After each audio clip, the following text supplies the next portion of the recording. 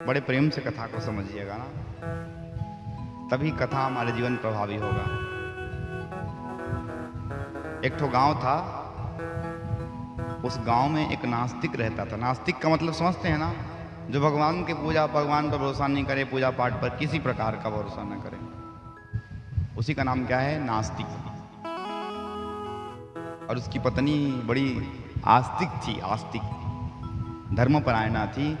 कभी भी गांव में कथा होता ना, पूजा होता, रोज जाती और पूजन करती। तो ऐसी गांव में भागवत जी की कथा हो रही थी। क्या हो रहा था? भागवत जी का कथा।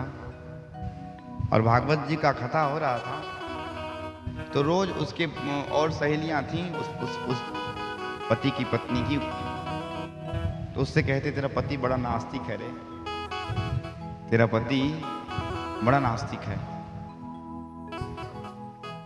पूजा पाठ में जाता नहीं, पूजा पाठ करता नहीं। कभी पूजा पाठ में जाता तो अच्छा होता। तो ऐसी कथा हो रहा था तो पति को जाके कहा, देखो जी आप ना कम से कम एक बार मेरा इज्जत रखने के लिए तो कथा सुन करके आओ। बेचारा चला गया। और जो कभी भागवत कथा, राम कथा, शिव पुराण कथा सुना ही नहीं, कथा के महत्व को समझेगा क्या है? तो पहले जमाने में ऐसा व्यवस्था नहीं हुआ करता था, पंखा संखा लगने वाला।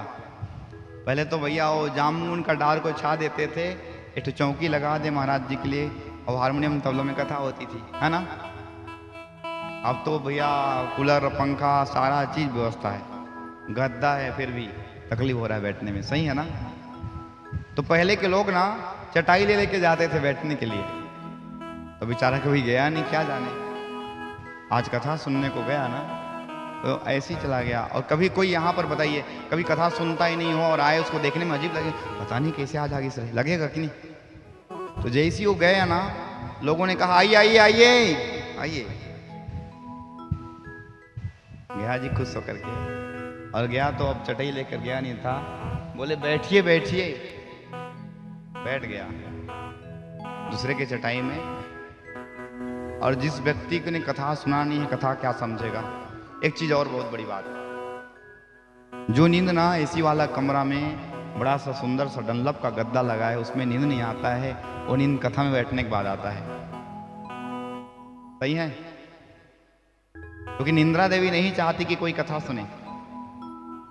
अब बैठा महाराज, नींद पड़ गया, नींद पड़ गया। 4 घंटे कथा होती रही, होती रही, होती रही, सब के सब चल दिए, कथा विश्राम भी हो गया, लेकिन वो सोया रहा। और उस कथा पंडाल में खाली 2 लोग बचे। कौन?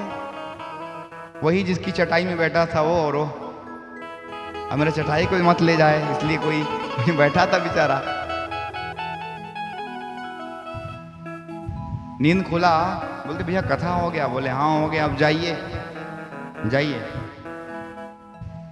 घर में गया तो पत्नी पूछी कैसे कथा सुने, क्या क्या सुने, आनंद आया होगा ना कथा सुनने में। अब वो जब गया तो क्या बोले, आइए आइए।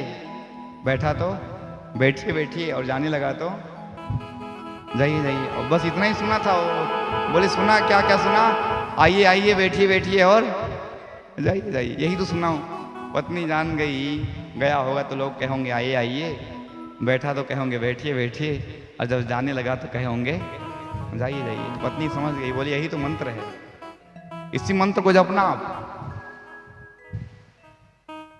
अब बताओ, रात्रि का समय, जो दिन भर 4 घंटा सोया हो, रात में नींद आएगा क्या? कहो जोर से। बेचारा नींद नहीं आया तो सोचा चलो भाई पत्नी ने कहा है तो इस मंत्र को जपा जाए। पत्नी तो सो गई, अभी बेचारा जपे आइए आइए, बैठिए बैठिए, और जाइए जाइए, आइए आइए, बैठिए बैठिए, और जाइए जाइए, जप रहा है जप रहा है। ठीक उसी दिन उसके घर में चोर आया, और जैसे ही चोर घर में घुस रहा है, बोलता है आइए आइए।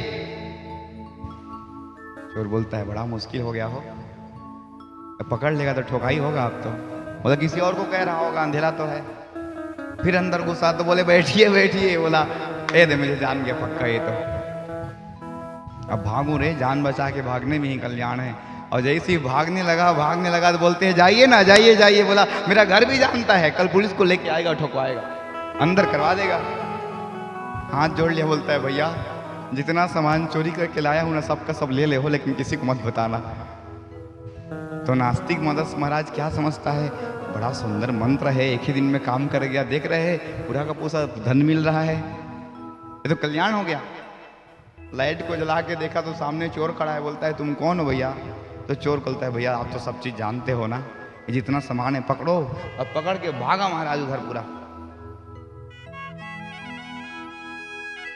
प्रातः काल हुआ तो अपनी पत्नी से कहता है, वाह रे पत्नी तूने तो बड़ा सुंदर मंत्र बताया, एक ही दिन में सिद्ध हो गया। देख तो एक दिन क्या मंत्र जपा, कितना सारा मेरे को रुपया पैसा मिल गया। बोलता है वाह वाह, जान गई पत्नी।